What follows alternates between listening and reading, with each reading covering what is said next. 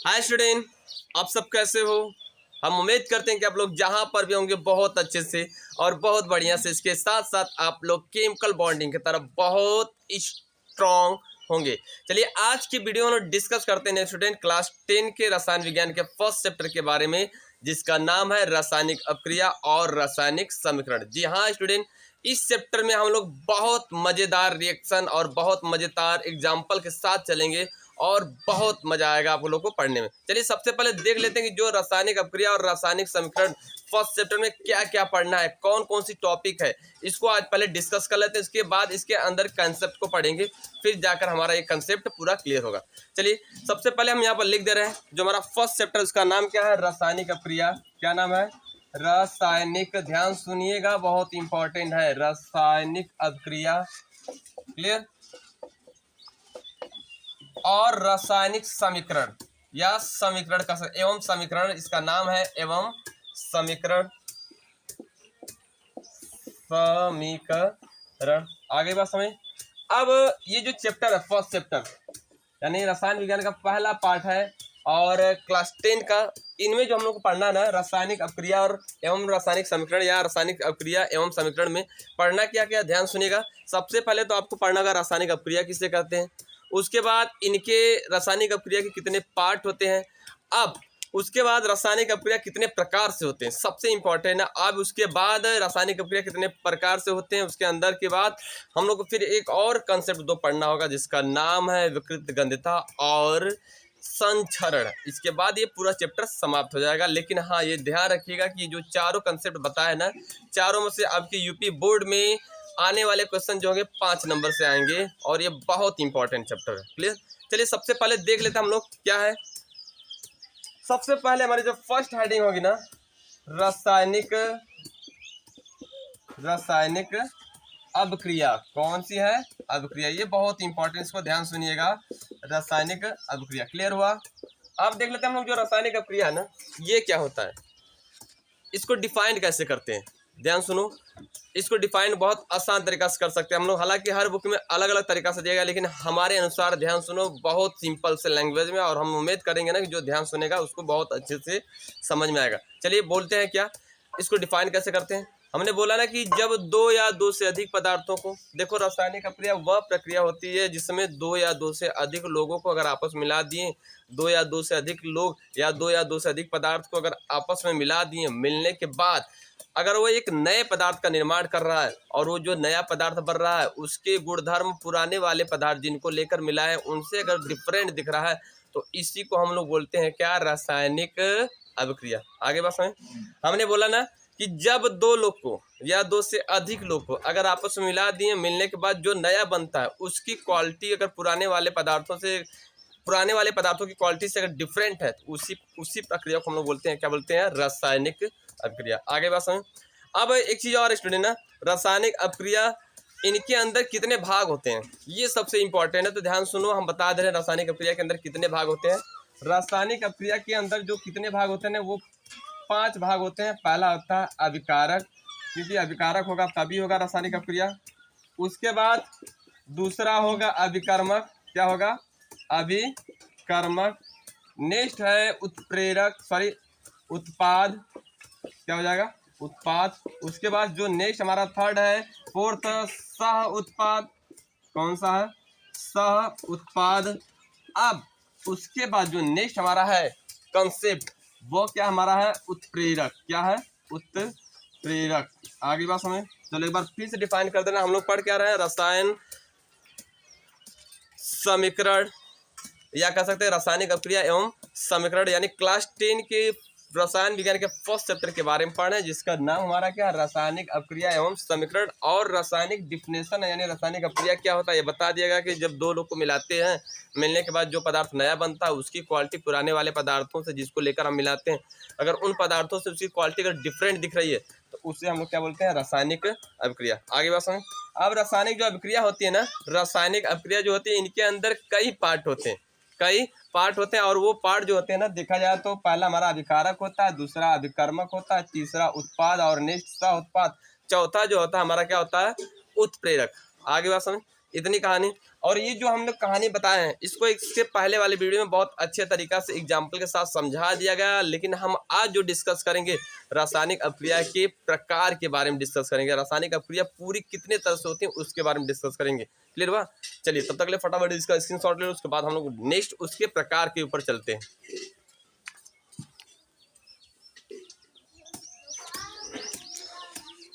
चलिए अब हम लोग चलते हैं स्टूडेंट, जो हमारे नेक्स्ट टॉपिक है जिसको हम लोग को पढ़ना है, वो टॉपिक हमारे क्या है, रासायनिक अपक्रिया के प्रकार। और ये बहुत इंपॉर्टेंट, ये देखना है कि इनमें कितने प्रकार से होते हैं। तो आप लोग को पूरा बता दे रहे हैं हम लोग कि 118 जो तत्व होते हैं ना, अगर आपस में कंपाउंड बनाते हैं और वो कंपाउंड वह यौगिक अगर अपक्रिया दर्शाता है तो वो पूरा 9 प्रकार से दर्शाता है। कितने प्रकार से?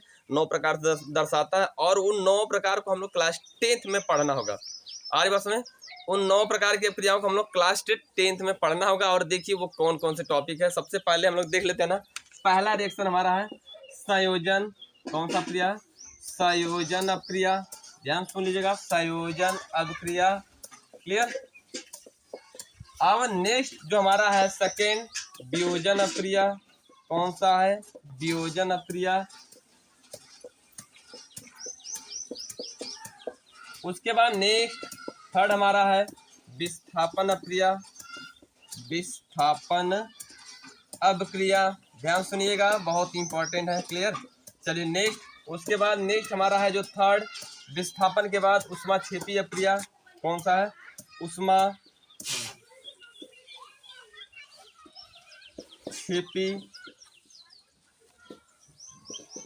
अपक्रिया। आ रही बात समझ? नेक्स्ट ऊष्माशोषी अपक्रिया। ऊष्माशोषी अपक्रिया।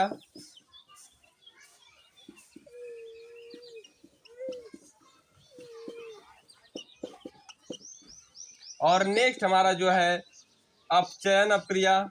अपचयन।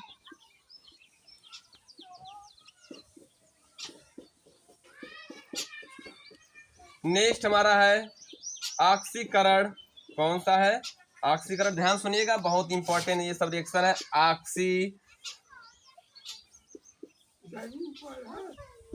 ऑक्सीकरण।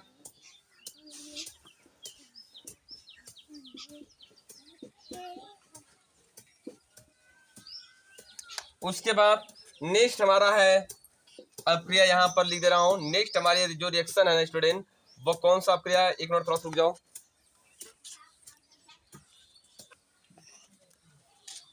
नेक्स्ट हमारा क्या है? रिडॉक्स अपक्रिया। कौन सा है? रिडॉक्स।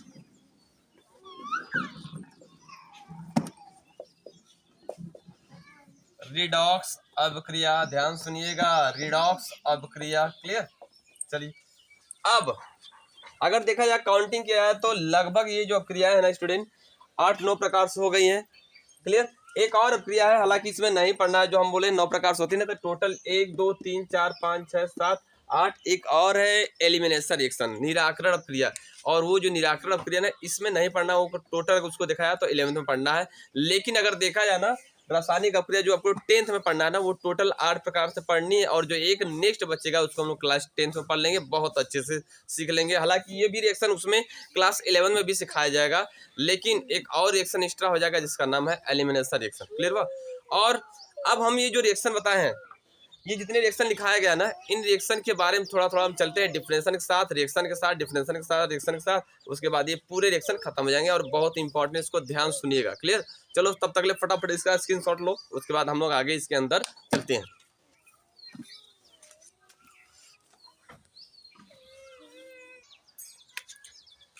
चलिए अब हम लोग देखते हैं सबसे फर्स्ट रिएक्शन जिसका नाम है संयोजन अपक्रिया। कौन सी अपक्रिया है? संयोजन अपक्रिया। ये बहुत इंपॉर्टेंट, इसको भी ध्यान सुनिएगा। संयोजन होता क्या है? संयोजन मीन्स होता है जुड़ना। क्या होता है?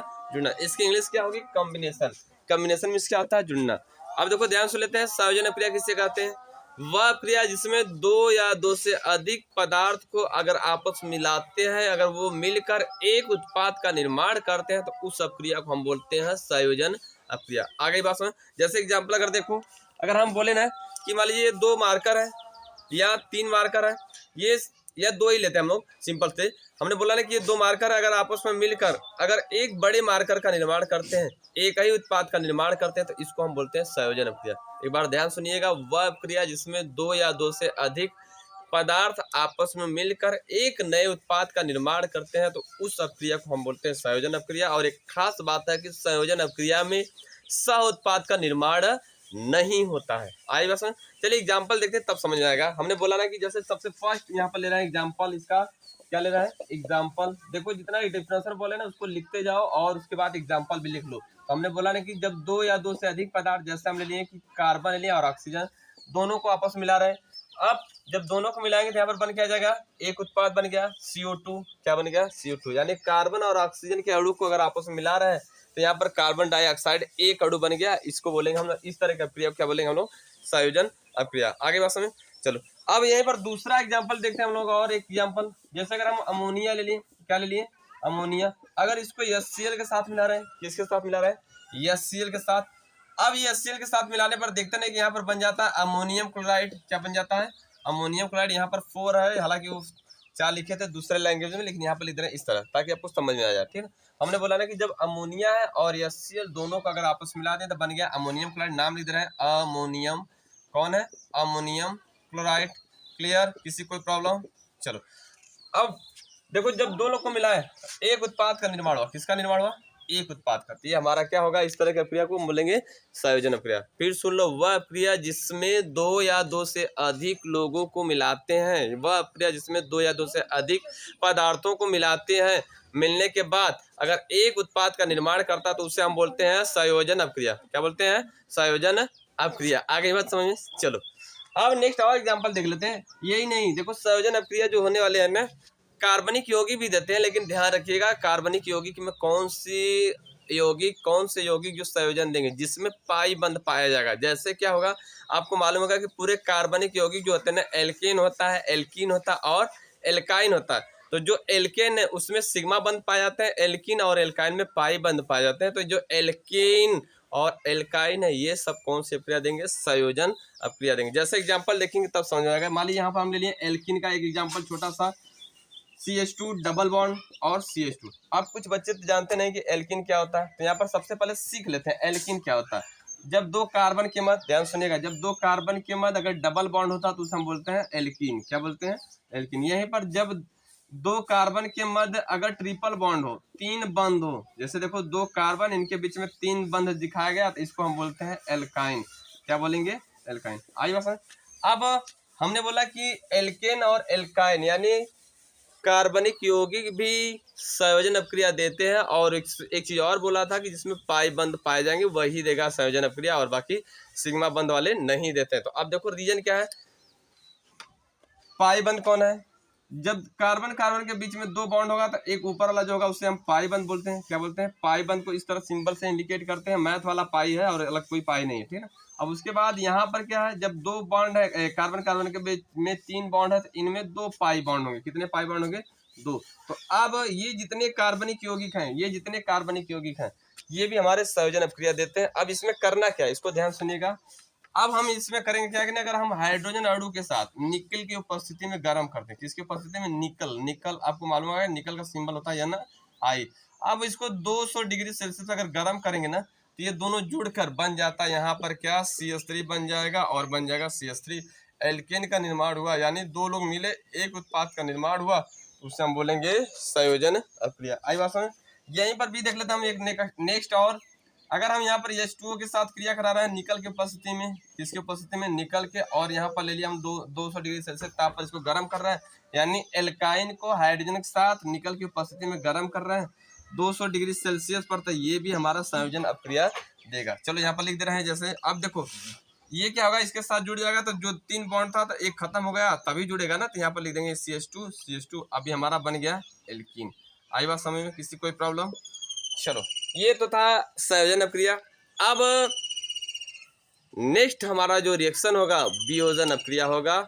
क्या होगा, वियोजन। एक चीज और हम बोले थे ना कि संयोजन अपक्रिया वह क्रिया होती है जिसमें दो या दो से अधिक लोग को मिलाते हैं तो एक ही उत्पाद का निर्माण होता है। यानी जब दो या दो से अधिक पदार्थों को मिलाते हैं तो एक ही उत्पाद का निर्माण होता है, लेकिन सह उत्पाद का निर्माण नहीं होता, तो उस अपक्रिया को बोलते हैं हम लोग संयोजन अपक्रिया। आप देखो वो सह उत्पाद कहाँ पर है, क्यों नहीं हो रहा है। देखो हमने बोला ना कि जब दो लोग को मिला रहे हैं तो एक ही बन रहा है। क्या इसके बगल कोई उत्पाद दिख रहा है? अगर इसके बगल देखो, अगर तीर के बगल जस्ट कोई है तो उसको हम बोलते हैं उत्पाद। उसके बाद अगर प्लस लिखकर, जैसे सपोज दैट यहाँ पर हम प्लस लिखकर आगे कुछ लिखें तो उसे हम बोलते हैं सह उत्पाद। तब क्या यहाँ पर प्लस लिखकर किसी रिएक्शन में लिखा गया बगल में?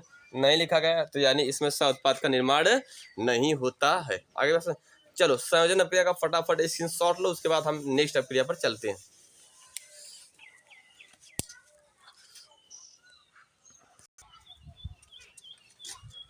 चलिए अब नेक्स्ट चलते हैं ना स्टूडेंट, वियोजन अपक्रिया। कौन सी अपक्रिया है? वियोजन अपक्रिया। ये भी बहुत इंपॉर्टेंट है, इसके बारे में हम लोग समझ लेते हैं क्या होता है वियोजन अपक्रिया। अब देखो वियोजन जो होता है संयोजन का जस्ट उल्टा होता है। हमने उसमें बोला था ना कि जब दो या दो से अधिक पदार्थ को मिलाते हैं तो एक उत्पाद का निर्माण होता है और सह उत्पाद का निर्माण नहीं होता है, तो उसे बोलते थे संयोजन अपक्रिया। लेकिन वियोजन में क्या होगा, एक पदार्थ से जब दो उत्पाद या दो से अधिक उत्पाद का निर्माण होता है उस अपक्रिया को हम बोलते हैं, क्या बोलते हैं, वियोजन अपक्रिया। वियोजन मीन्स होता है टूटना, इसकी इंग्लिश होती है डिकम्पोजिशन। डिकम्पोजिशन मतलब होता है कि टूटना।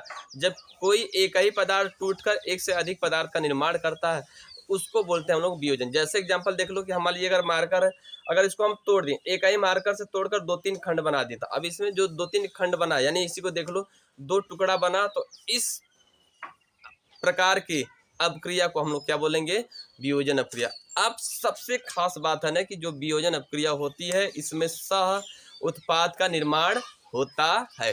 अब इसको एग्जाम्पल के अकॉर्डिंग समझेंगे तब समझ में आएगा कि ये वियोजन अपक्रिया होता क्या। अब देखो जैसे अगर हम ले लें कैल्शियम कार्बोनेट को गर्म करेंगे, किसको गर्म करेंगे, कैल्शियम। फर्स्ट एग्जाम्पल यहाँ पर अगर हम ले लें नॉर्मली, अगर आप कैल्शियम कार्बोनेट को गर्म करें CaCO3, इसका नाम क्या है, कैल्शियम, कौन सा है, calcium, clear, carbonate, carbonate.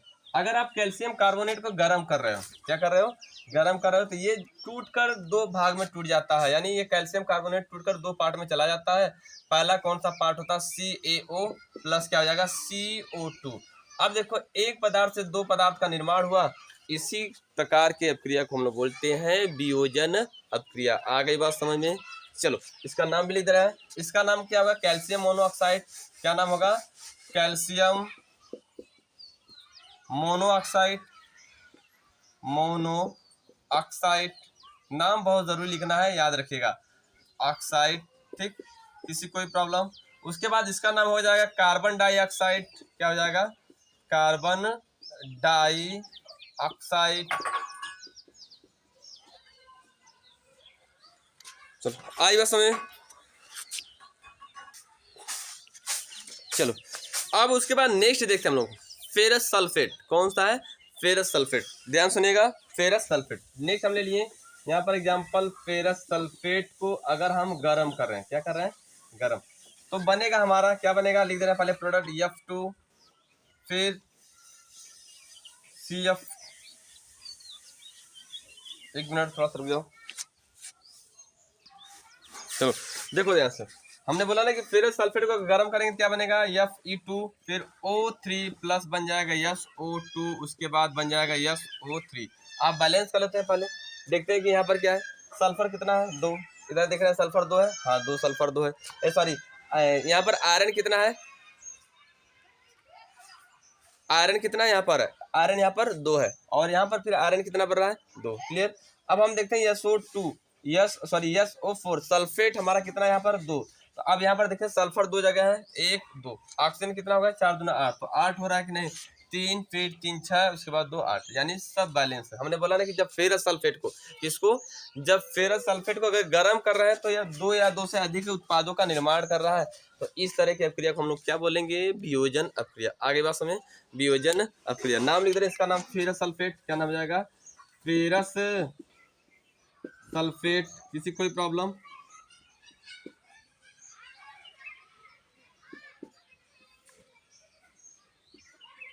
Ferrous sulphate. उसके बाद इसका नाम क्या हो जाएगा, फेरिक ऑक्साइड। क्या नाम हो जाएगा, ferric oxide, ferric oxide.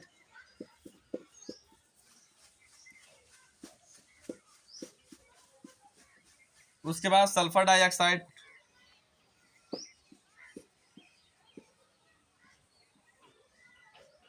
Sulphur dioxide कौन सा है, डाइऑक्साइड। उसके बाद इसका नाम क्या हो जाएगा, सल्फर ट्राइऑक्साइड। कौन सा हो जाएगा, sulphur trioxide, sulphur sulphur try oxide. Clear, अच्छे से आप लोग लिख लीजिएगा, सल्फर ट्राई ऑक्साइड। चलो अब इसके अंदर हम पढ़ेंगे जो वियोजन अभिक्रिया होता है ना, ये भी 3 प्रकार से होता है, और 3 प्रकार में कौन कौन होता है इसके बाद हम उसको देखते हैं। तब तक इसका फटाफट स्क्रीनशॉट ले लो, फिर हम दिखाते हैं।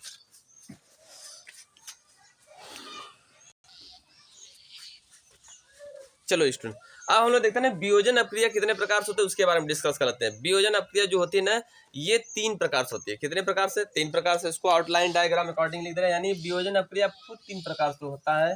कौन कौन होता है, इसको ध्यान सुनिएगा।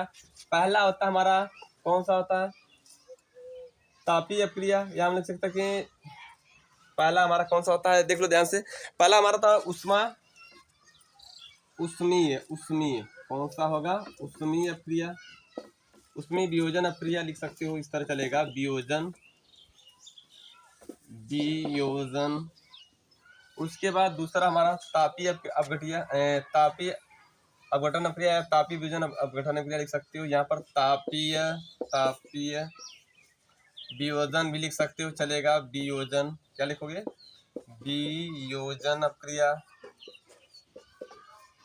उसके बाद नेक्स्ट देख लो, नेक्स्ट हमारा चलेगा यहाँ पर थर्ड जो होगा विद्युत अपघटन अभिक्रिया, लिख सकते हो, विद्युत अपघटन अभिक्रिया। कौन सी अभिक्रिया है, विद्युत अपघटन अभिक्रिया। क्लियर। अब देखो यहाँ पर ध्यान सुनिएगा,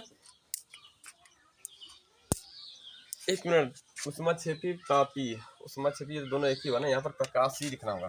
क्या लिखना होगा, प्रकाश।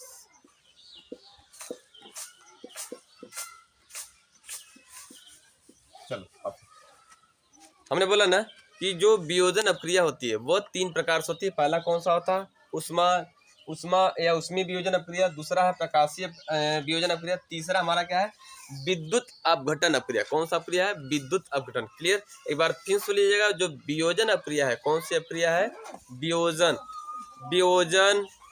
जो अभिक्रिया है वो 3 प्रकार से होता है। पहला होता है उष्मीय वियोजन अभिक्रिया, दूसरा जो हमारा आता है प्रकाशीय वियोजन अभिक्रिया, तीसरा जो होता है हमारा कौन सा आता है, विद्युत अपघटन अभिक्रिया। आई बात समझ, आ गई बात समझ। चलो अब हम पहला देख लेते हैं, उष्मा या उष्मीय वियोजन अभिक्रिया। ये क्या होता है, देखो इसको अगर हम बता दें ना, हमने बोला ना कि वियोजन क्या होता है, हमने बोला ना कि वियोजन क्या होता है। चलिए, अब हमने बोला था कि जो वियोजन अभिक्रिया होती है कितने प्रकार से होती है, 3 प्रकार से। पहला होता है उष्मीय वियोजन अभिक्रिया, दूसरा होता है प्रकाशीय वियोजन अभिक्रिया, नेक्स्ट होता है हमारा विद्युत अपघटन अभिक्रिया या विद्युत वियोजन अभिक्रिया, लिख सकते हो, चलेगा। आई बात समझ। अब जैसे देख लो, हमने बोला है कि वियोजन क्या होता है कि जब किसी एक पदार्थ से 2 या 2 से अधिक उत्पाद का निर्माण होता है तो उसे हम बोलते हैं वियोजन अभिक्रिया। अब ये जो मार्कर, जैसे एग्जाम्पल अगर हम ले लीजिए, ये मार्कर, इसको अगर हम उष्मीय यानी इसको अगर उष्मा देकर तोड़ रहे हैं, कैसे तोड़ रहे हैं, उष्मा देकर, यानी इसको गर्म करके अगर तोड़ रहे हैं, अगर 2 भाग में टूट रहा है, तो उस तरह की अभिक्रिया को हम बोल सकते हैं वियोजन अभिक्रिया। यानी जब किसी रासायनिक पदार्थ को अगर उष्मा देकर अगर गर्म करते हैं, अगर वो 2 भाग में टूटता है, तो उससे हम बोलेंगे उष्मीय वियोजन अभिक्रिया। जैसे एग्जाम्पल देखो, अगर हम कैल्शियम कार्बोनेट को, किसको, कैल्शियम कार्बोनेट को अगर हम गर्म कर रहे हैं, क्या कर रहे हैं, हीट कर रहे हैं, तो हीट करने के बाद क्या होता है, यहाँ पर CO बन जाएगा, फिर वही पहला रिएक्शन होगा, CO3 बन जाएगा, यानी कैल्शियम मोनोऑक्साइड और कैल्शियम मोनोऑक्साइड और कार्बन ट्राइऑक्साइड होगा। क्लियर, एक बार ध्यान सुनिएगा। सॉरी, यहाँ पर ट्राई नहीं, 2 ही होगा क्योंकि एक निकल गया ना। देखो हमने बोला ना कि जो कैल्शियम कार्बोनेट है, अगर इसको हम गर्म करेंगे तो यहाँ पर बनेगा कैल्शियम मोनोऑक्साइड और बन जाएगा कार्बन डाइऑक्साइड। नेक्स्ट प्रकाशीय अभिक्रिया में क्या है, इसमें कोई ऐसा पदार्थ हो, यानी अगर इसी मार्कों को हम प्रकाश की उपस्थिति में रखकर या प्रकाश के सहायता से इसको 2 भाग में तोड़ दे रहे हैं, 2 भाग में तोड़ दे रहे हैं, तोड़ने के बाद अगर वो अभिक्रिया हो रही तो उसे हम बोलेंगे, क्या बोलेंगे, प्रकाशीय अभिक्रिया। जैसे एग्जांपल इसका बेस्ट है एजी। कौन है, एजी। यानी कह सकते हैं सिल्वर क्लोराइड। अगर इसको हम गर्म कर रहे हैं, सिल्वर क्लोराइड को अगर तोड़ रहे हैं, ध्यान सुनिएगा, तो बनेगा क्या, यहाँ पर बन जाएगा Ag+Cl2। आई बात समझ। ये हमारा हो जाएगा प्रकाशीय वियोजन अपक्रिया। अब उसके बाद नेक्स्ट विद्युत अपघटन। अब विद्युत अपघटन ऐसी अपक्रिया होगी जिसमें हमारा क्या होगा, आयनिक कंपाउंड होना चाहिए। यानी जब किसी आयनिक कंपाउंड को विद्युत अपघट के द्वारा अगर दो भाग में टूट रहे हैं, प्लस और माइनस, कैथोड और एनोड के पार्ट में, तो उसको हम बोलते हैं विद्युत अपघटन। जैसे देख लो अगर ध्यान से, मान लीजिए हमें अगर एक बीकर ले लिए, उसमें नमक के सोल्यूशन डाल दिए, यानी HCl डाल दिए, उसके बाद यहाँ पर एक कैथोड लगा दिए, उसके बाद यहाँ पर एक एनोड लगा दिया और एक तरफ क्या लगा दिए, कैथोड लगा दिए। ठीक, देखो ध्यान से, एक तरफ हम क्या लगा दें, कैथोड, और दूसरी तरफ क्या लगा दें, एनोड। अब उसके बाद अगर ये जब टूट रहा है तो प्लस वाला कहाँ जाएगा, प्लस वाला जाएगा कैथोड की तरफ, और जो हमारा ये वाला एनोड होगा वो किधर जाएगा, प्लस की तरफ। एक बार फिर से ध्यान सुनो, हमने बोला ना कि अगर जो हमारा विद्युत अपघटन अपक्रिया होती है, ये किस में होता है, आयनिक यौगिक में होता है। किस में होता है, आयनिक यौगिक में। इसको याद रखिएगा, बहुत इंपॉर्टेंट है। क्लियर। अब ये जो आयनिक यौगिक होता है, कौन सा होता है, आयनिक यौगिक। हमने बोला जैसे एग्जांपल ले लें, अगर NaCl ले लिए, क्या ले लिए, NaCl और KCl ले लिए। अगर इनके सोल्यूशन, यानी इसको अगर हम जल में घोल कर, NaCl को बीकर में रखकर जल में घोल दिए, उसके बाद एक तरफ कैथोड लगा दिए, एक तरफ एनोड। यानी हम जानते हैं कैथोड, जो हमारा माइनस वाला होता है वो क्या होता है, कैथोड होता है। इसको याद रखिएगा, कैथोड, और जो प्लस होता है वो क्या होता है, एनोड होता है। अब अगर नमक के सोल्यूशन को इस बीकर में रखकर घोल दिए, उसके बाद दो प्लेट इलेक्ट्रोड का लगा दिए, उसके बाद विद्युत धारा प्रवाहित कर रहे हैं, तो इसमें से जो आयन टूटेगा, याद रखिएगा, ये बहुत इंपॉर्टेंट है, कई साल पूछता है, कई साल पूछा गया भी है।